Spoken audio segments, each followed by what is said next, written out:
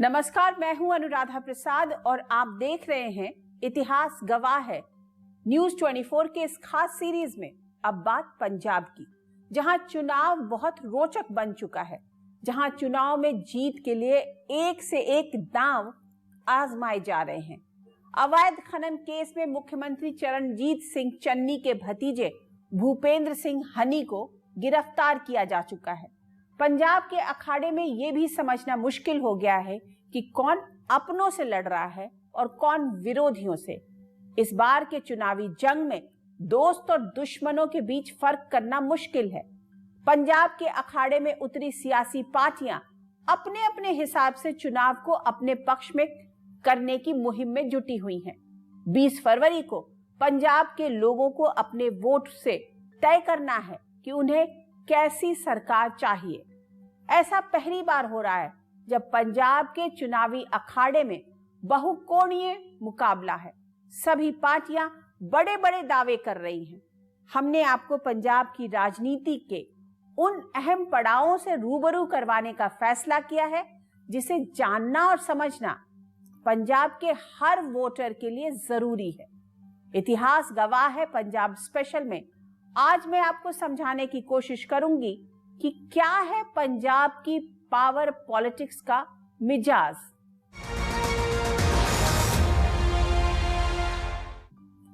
पंजाब की power politics और उसके चरित्र को समझने के लिए हमें 5 दशक पीछे जाना होगा। वो साल था 1966 का। भाषा के आधार पर पंजाब, हरियाणा और हिमाचल प्रदेश में बंटवारा हुआ। ये वो दौर था जब पंजाब के खेतों में हरित क्रांति की चमक साफ साफ दिखाई दे रही थी। वहां की राजनीति में भी गठबंधन का प्रयोग चल रहा था। साल 1967 में शिरोमणि अकाली दल की सरकार बनी। मुख्यमंत्री बने गुरनाम सिंह। पंजाब नई राह पर था। सरकारों का बनना और गिरना जारी रहा। साल 1970 में अकाली दल के वर्तमान अध्यक्ष सुखबीर सिंह बादल के पिता प्रकाश सिंह बादल पहली बार मुख्यमंत्री की कुर्सी पर बैठे। वो इस बार 94 साल की उम्र में लंबी विधानसभा सीट से पर्चा दाखिल कर आजाद भारत के सबसे बुजुर्ग उम्मीदवार बन चुके हैं। साल 1975 में तत्कालीन प्रधानमंत्री इंदिरा गांधी ने देश में इमरजेंसी लगाने का फैसला किया। अकालियों ने इसका प्रचंड विरोध किया। सियासी हलचल हुई जिसमें पंजाब में उथल-पुथल पैदा कर दी।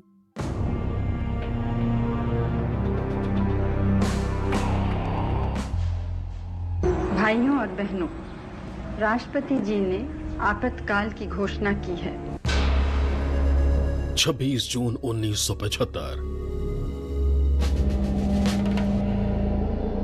जब तत्कालीन प्रधानमंत्री इंदिरा गांधी ने इमरजेंसी का ऐलान किया तो शुरू में पंजाब की किसी भी बड़े नेता को गिरफ्तार नहीं किया गया। दरअसल इंदिरा गांधी चाहती थी कि अकाली इमरजेंसी का समर्थन करे, लेकिन अकालियों ने इमरजेंसी का कड़ा विरोध शुरू किया। अकालियों ने लोकतंत्र बचाव मोर्चा शुरू कर दिया। इमरजेंसी के खिलाफ लड़ाई में करीब 43,000 अकाली गिरफ्तार किए गए। अलग अलग पॉलिटिकल जो ग्रुप्स थे उन लोगों ने इमरजेंसी का विरोध किया था, क्योंकि पंजाब की एक ऐसी तस्वीर रही है कि पंजाब हर वक्त एक आज़ादी की जो है उसमें लोकतंत्र की बात करता है। इमरजेंसी का अंधेरा छटा तो चुनाव की घंटी बजी। सूबे में अकाली दल की सरकार बनी और मुख्यमंत्री की कुर्सी पर बैठे प्रकाश सिंह बादल। इसी दौर में सिखों के धर्म प्रचार की प्रमुख शाखा दमदमी टकसाल का प्रमुख जरनैल सिंह भिंडरावाले को बना दिया गया। तब भिंडरावाले को बहुत कम लोग जानते थे। अकालियों और निरंकारियों के बीच तनातनी कोई नई बात नहीं थी। जो ये निरंकारियों के साथ क्लैश है ये एक्चुअली 1973 में शुरू होता है और एसजीपीसी ने 73 में निरंकारियों के खिलाफ एक रेजोल्यूशन पास किया था।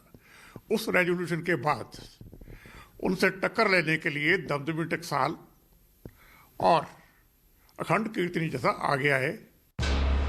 13 अप्रैल 1978 अमृतसर। अमृतसर में निरंकारी और अकाली आमने सामने आ गए। निरंकारियों की अगुवाई बाबा गुरबचन सिंह कर रहे थे। इसी दौरान खूनी झड़प हुई और देखते ही देखते 16 लोग मारे गए, जिसमें कुछ भिंडरावाले के कट्टर समर्थक थे। अकाली दल राजनीति की मुख्य धारा में रहकर पंजाब और सिखों की मांगों की बात कर रहा था, पर भिंडरावाला ने कड़ा रुख अपनाते हुए निरंकारियों के विरोध के साथ कट्टरपंथी राजनीति की शुरुआत की। सिख समुदाय धीरे धीरे दो हिस्सों में बंटता जा रहा था। पहला कट्टरपंथी धड़ा जिसकी अगुवाई जरनैल सिंह भिंडरावाले कर रहा था, दूसरा नरमपंथी जिसकी अगुवाई संत हरचंद सिंह लोंगोवाल कर रहे थे। भिंडरावाले का प्रभाव दिनों दिन बढ़ता जा रहा था। उसके दरबार में बड़े बड़े नतमस्तक थे। दूसरी ओर पंजाब में खून खराबा रोज की बात होती जा रही थी। वो साल 1980 का था और महीना अप्रैल का। निरंकारियों के प्रमुख बाबा गुरबचन सिंह की सिख आतंकवादियों ने हत्या कर दी। माना जाता है कि सिख आतंकी निरंकारी समुदाय की बढ़ती ताकत से परेशान थे। इस हत्या में नामजद ज्यादातर लोगों का संबंध जरनैल सिंह भिंडरावाले से था।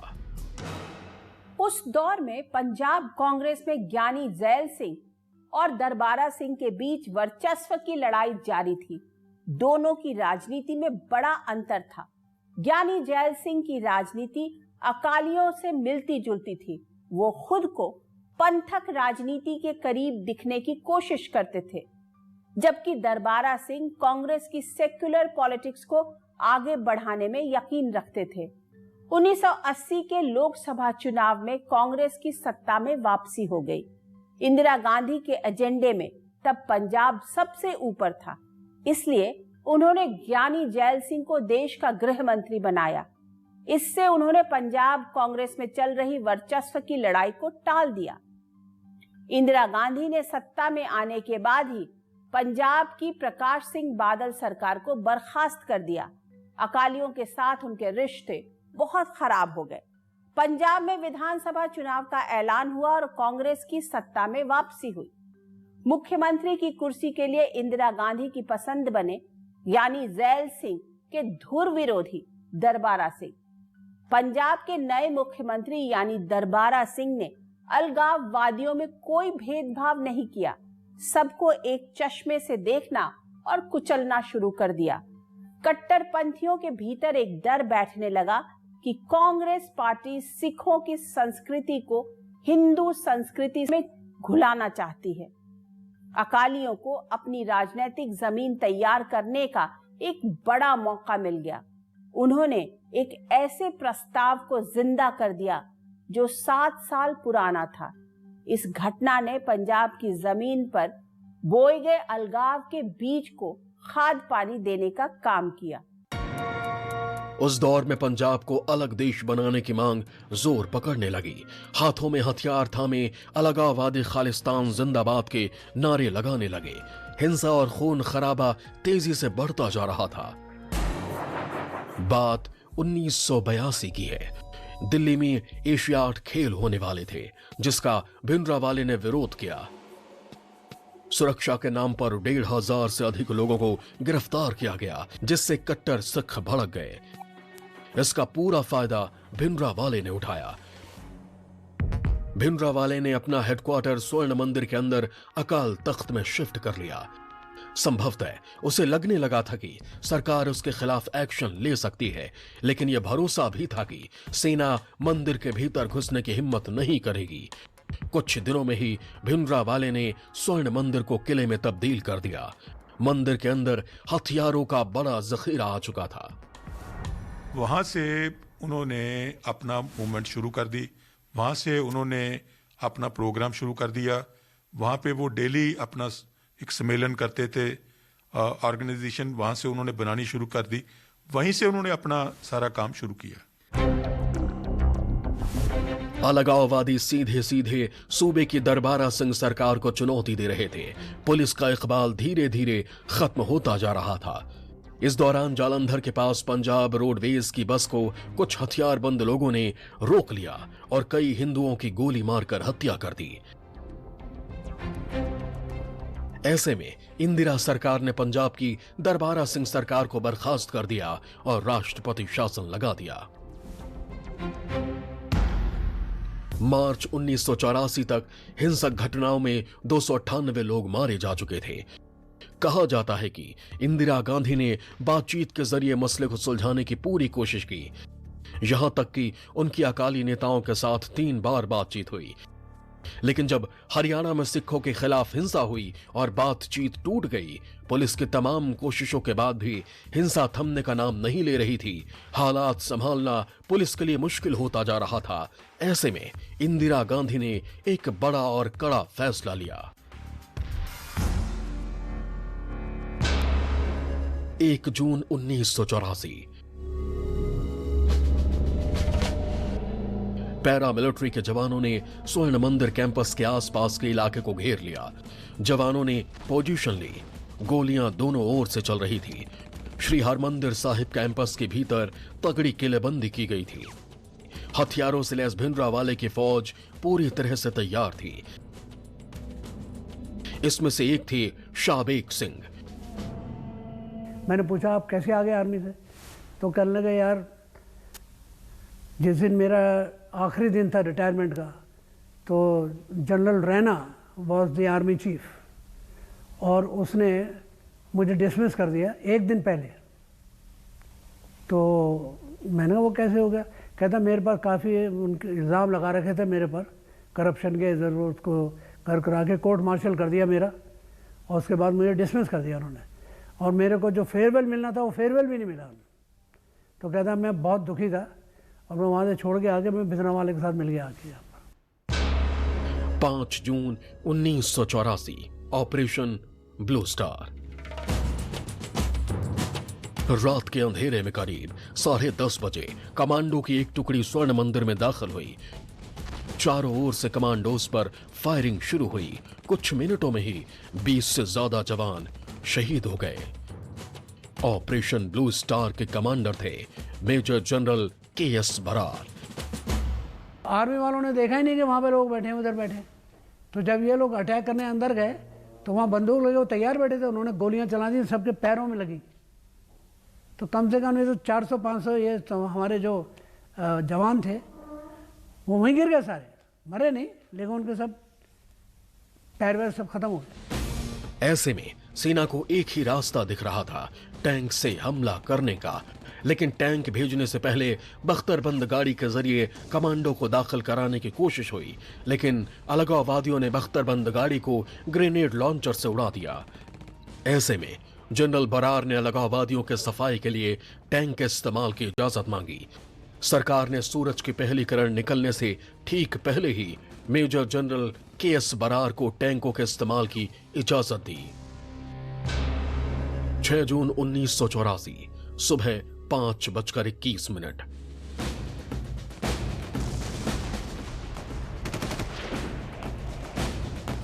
अलगाववादियों ने अंदर से एंटी टैंक मोर्टार दागे। सेना ने कवर फायरिंग के साथ टैंक से हमला शुरू किया।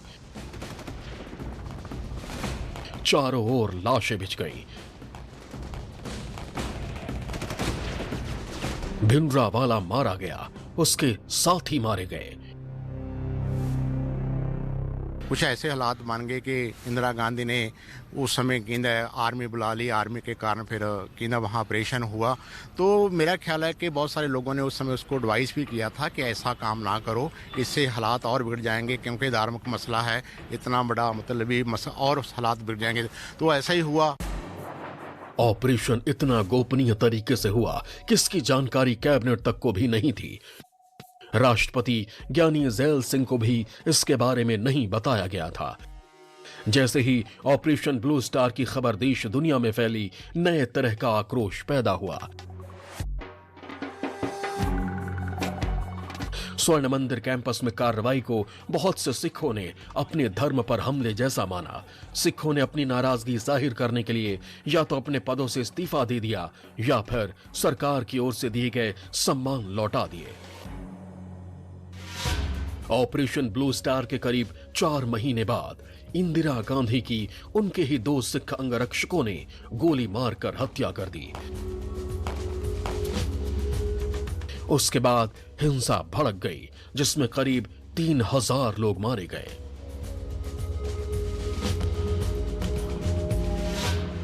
पंजाब की सियासत से पैदा हुए आतंक ने प्रधानमंत्री इंदिरा गांधी की जान ले ली। इसके बाद केंद्र में सत्ता का नया चेहरा बने राजीव गांधी। 21वीं सदी के सपने के साथ राजीव गांधी ने देश की बागडोर संभाली। सपनों के साथ साथ चुनौतियां भी थी और ऐसी ही एक बड़ी चुनौती थी पंजाब। उस दौर में हर रोज अखबार का पहला पन्ना पंजाब में हुई हिंसा की खबरों से सना रहता था। इसी दौर में राजीव गांधी ने एक बहुत बड़ा फैसला लिया। सिखों की भावनाओं को भांपते हुए उन्होंने अकाली दल से बातचीत शुरू की और जुलाई 1985 में हरचंद सिंह लोंगोवाल के साथ ऐतिहासिक समझौते पर हस्ताक्षर किए। इस समझौते में चंडीगढ़ पंजाब को देने और हरियाणा के साथ साथ जल विवाद को सुलझाने जैसी बातें थी, जो पंजाब के जख्मों पर मरहम लगा सकती थी। राजीव गांधी को लगा कि पंजाब में चुनाव कराने का ये सही वक्त है, लेकिन वो सही साबित हुआ अकाली दल के लिए। पंजाब में हालात सुधरने का नाम नहीं ले रहे थे। वो साल 1986 का था। कार सेवा की आड़ में एक बार फिर स्वर्ण मंदिर में हथियारबंद आतंकवादी पहुंचने लगे। कैंपस के भीतर कमरा नंबर 13 और 14 में खालिस्तान का दफ्तर भी खोल दिया गया। 1988 आते आते हालात गंभीर हो गए। अब फैसला राजीव गांधी को लेना था। ऑपरेशन ब्लू स्टार की खूनी यादों से सीख लेते हुए राजीव सरकार ने सेना के इस्तेमाल के बजाय पंजाब पुलिस को चुना और इस ऑपरेशन को नाम दिया ब्लैक थंडर। इसमें तत्कालीन डीजीपी केपीएस गिल और वर्तमान राष्ट्रीय सुरक्षा सलाहकार अजीत डोभाल ने बड़ी भूमिका निभाई। सभी आतंकियों के सफाई के साथ ऑपरेशन 9 दिनों में खत्म हो गया। मुझे लगता है कि जो ब्लैक थंडर था उसमें जो एडमिनिस्ट्रेशन था या गवर्नमेंट थी, उन्होंने बहुत अक्लमंदी से काम किया। उन्होंने इसको ज़्यादा नुकसान नहीं होने दिया और फीलिंग्स हर्ट नहीं होने दी और उसको बहुत अच्छे ढंग से उन्होंने करके दोबारा जो वहाँ पे लोग शरण लेके बैठे थे उनको निकाल दिया वहाँ से। पंजाब में हालात सुधरने की जगह लगातार बिगड़ते जा रहे थे। तब पंजाब के मुख्यमंत्री की कुर्सी पर थे सुरजीत सिंह बरनाला। बदली परिस्थितियों में बरनाला सरकार पंजाब समझौते से भी हाथ खींचने लगी। ऐसे में राजीव गांधी ने पंजाब की बरनाला सरकार को बर्खास्त कर दिया और पंजाब की डोर फिर दिल्ली के हाथों में आ गई। गोली के बदले गोली। राष्ट्रपति शासन के दौरान पंजाब पुलिस का यही फॉर्मूला था। पंजाब से आतंक का सफाया बहुत मुश्किल काम था। वहां के फिजाओं से गोलियों की आवाज और बारूद की गंध खत्म करना था। ऑपरेशन ब्लू स्टार से खफा कैप्टन अमरिंदर सिंह ने कांग्रेस छोड़ दी और शिरोमणि अकाली दल के साथ जुड़ गए। राजनीति अपनी रफ्तार से आगे बढ़ रही थी और पंजाब अपने हिसाब से। ऐसे में इस सूबे के बारे में कोई भी भविष्यवाणी करना मुश्किल था। सूबे में राष्ट्रपति शासन लगा हुआ था। करीब 4.5 साल राष्ट्रपति शासन रहने के बाद पंजाब में विधानसभा चुनाव कराने की सुगबुगाहट शुरू हुई। वो साल 1992 का था। विधानसभा चुनाव का ऐलान हुआ। पंजाब को जल्द ही एक चुनी हुई सरकार मिलने वाली थी, लेकिन अकाली दल के सभी धड़ों ने चुनाव के बहिष्कार का ऐलान कर दिया। ऐसे में बेअंत सिंह की अगुवाई में कांग्रेस के लिए मैदान खाली था। चुनाव पूरी तरह बंदूक के साए में हुए, जिसमें मतदान हुआ 24%। नतीजे पूरी तरह से कांग्रेस के पक्ष में गए। मुख्यमंत्री की कुर्सी पर बैठे बेअंत सिंह। पूरा पंजाब आतंकवाद की आग में जल रहा था। ऐसे में मुख्यमंत्री बेअंत सिंह ने सूबे की डीजीपी केपीएस गिल पर पूरा भरोसा किया और आतंकियों के सफाई की खुली छूट दी। पुलिस के काम में कोई दखलंदाजी नहीं। आतंकवाद खत्म करने में भी अगर सरकार की हमें सपोर्ट या वो ना मिलती तो मुश्किल हो जाता था। जब पंजाब पुलिस ने खालिस्तान समर्थक आतंकियों को गोली का जवाब गोली से देना शुरू किया तो खलबली मच गई। पंजाब पुलिस की स्पेशल टीमें और दूसरी सुरक्षा एजेंसियों ने आतंकियों की तलाश में जमीन आसमान एक कर दिया। कुछ पुलिस की गोलियों का निशाना बने तो कुछ ने खौफ में सरेंडर करने में ही अपनी बेहतरी समझी। KBS गिल एक ऐसा पुलिस ऑफिसर है जिसको कुछ और नहीं दिल में आता, यही बात आती है कि मैं क्राइम के बरखिलाफ कैसे लड़ूं, और उसने पंजाब में बड़ी मेहनत की है। मैं समझता हूं कि हमें ज़रूरत थी इस वक्त अच्छे पुलिस ऑफिसर्स की, वो उन सब में से एक बहुत ही उम्दा ऑफिसर है। हथियार लहराने वाले आतंकी अब पुलिस की गोलियों से बचने के लिए सुरक्षित ठिकाने खोजने लगे। आतंकियों से हमदर्दी रखने वालों ने मानवाधिकारों की दुहाई देनी शुरू कर दी। ऐसे में हर सवाल का बेअंत सिंह के पास सिर्फ एक जवाब था। कोई आदमी निर्दोष नहीं मारा गया, और अगर कोई आदमी मारा गया तो मुकाबले में मारा गया है। फेक एनकाउंटर्स की बात चलती है और गलत आदमियों की बात चलती है, ये बिल्कुल सही नहीं है। बेअंत सिंह के दौर में जिस तरह आतंकवाद को कुचला गया, सिखों पर गोलियां बरसाई गई, उससे सिखों का एक तबका बेअंत सिंह से नाराज था। उसी दौर में खालिस्तान आतंकियों ने बेअंत सिंह की हत्या की साजिश रची। 31 अगस्त 1995 शाम 5 बजे जैसे ही कमांडोज से घिरे मुख्यमंत्री बेअंत सिंह कार में बैठे, आत्मघाती हमलावर ने बटन दबा दिया। जोरदार धमाका हुआ, कार के परखच्चे उड़ गए। इस आत्मघाती हमले में मुख्यमंत्री बेअंत सिंह और दूसरे 16 लोग मारे गए। हमलावर दिलावर सिंह की भी मौके पर मौत हो गई। बेअंत सिंह की आत्मघाती हमले में मौत से पूरा पंजाब सन्न था, पूरा देश सन्न था। लेकिन उन्होंने आतंक के सफाई का जो काम शुरू किया था, वो करीब करीब पूरा हो चुका था। 1992 में हुए विधानसभा चुनाव का अकालियों ने बहिष्कार किया था। ऐसे में अकाली लंबे समय से चुनावी राजनीति से दूर थे, लेकिन घटते आतंकवाद के साथ अकाली दल ने अपनी कट्टर छवि से निकलने का मन बना लिया। बात 1996 की है। पंजाब के मोगा में अकाली दल का 75वां सम्मेलन हुआ। इसमें अकाली दल ने खुद को पंथिक पार्टी से एक समावेशी पंजाबी पार्टी में बदलने का फैसला किया। अकाली दल की नजर अब 1997 में होने वाले विधानसभा चुनाव पर थी। उसी दौर में बीजेपी और अकाली दल का गठबंधन हुआ। चुनाव प्रचार में प्रकाश सिंह बादल ने हिंदू सिख एकता पर जोर दिया। गैर सिखों को भी शिरोमणि अकाली दल से टिकट मिला। पंजाब के लोगों को बादल में नई उम्मीद दिखी। प्रचार की आंधी थमी और मतदान हुआ। जब चुनाव के नतीजे आए तो अकालियों के चेहरे खिल गए।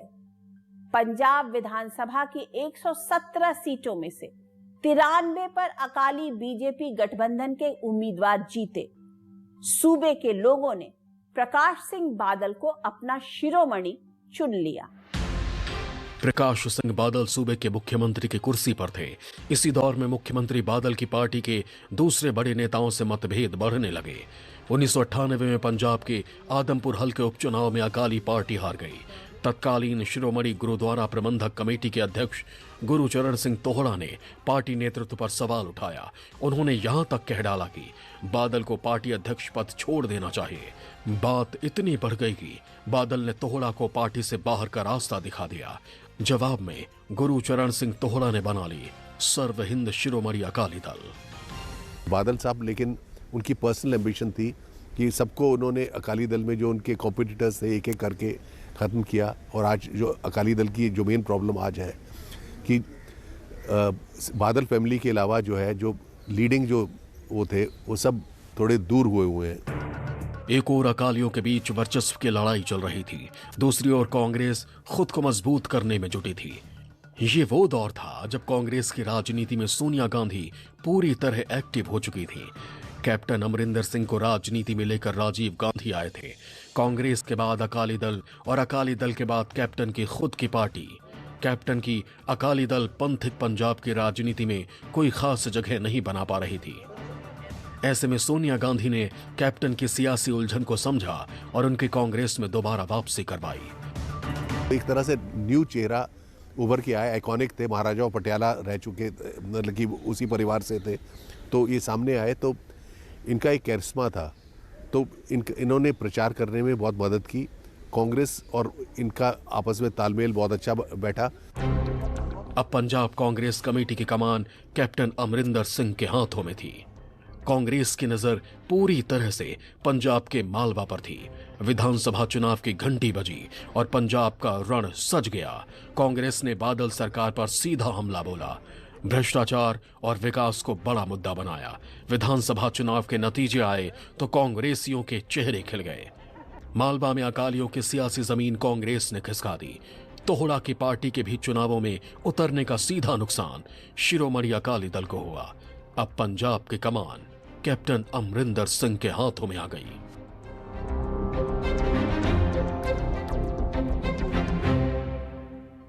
पंजाब की राजनीति दो ध्रुवों यानी कांग्रेस और अकाली दल के बीच परिक्रमा करने लगी।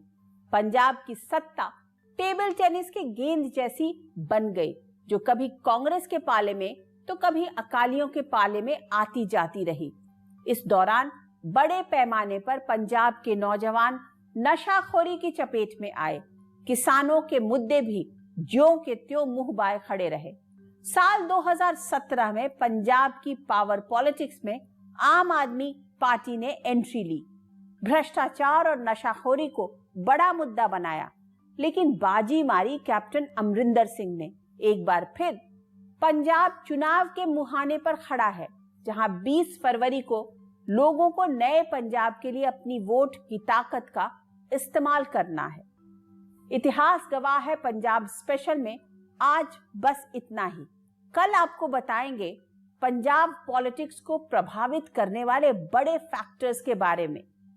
तब तक के लिए मुझे दीजिए इजाजत और चुनाव से जुड़ी निष्पक्ष खबर, ईमानदार विश्लेषण और अपने हक से जुड़े मुद्दों के लिए आप देखते रहिए न्यूज़ 24। नमस्कार।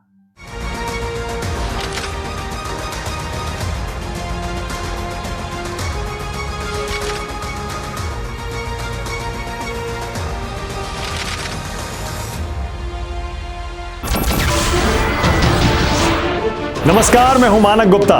अगर आपको हमारा ये वीडियो पसंद आया हो तो इसे लाइक और शेयर जरूर करें, और हां, हमें सब्सक्राइब और फॉलो करना ना भूलें ताकि आप देश और दुनिया की कोई खबर मिस ना करें। तो जुड़े रहिए हमारे साथ और देखते रहिए न्यूज़ 24।